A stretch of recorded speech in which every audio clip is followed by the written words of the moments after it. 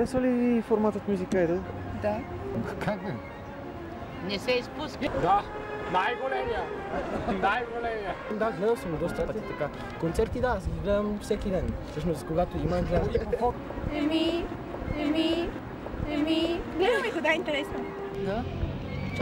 Не. Хич? Не. Да, зависи.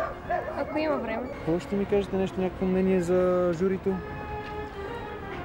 Не харесвам този господин, как се казва. Фънки. Фънки. Да, Защо не го харесвате? Харесвам малко е груп с участниците. Специалисти, бе. Фънк е много пич. Много пич, защото казва всичко на хората в очите. Та Есил Дюран много ме дразни. Защото, не знам, не ме кефи нещо. От журито Есил Дюран. Филип Киркоров. Фаворит имате ли от айдолите? Значи, честно да ви кажа, аз освен Иван никой друг не познава.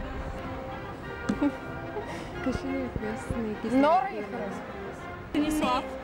Да, Дени е готин. Поименно не мога да ви кажа. Има едно от момичета, приема Шанел, ми харесва как. Не мога да кажа. Да, е най-големата глупост. Най-големия. Айде с 30 000. Не гледаме телевизия много. И има нещо друго, което аз не искам да споделя. Да сме живи и здрави.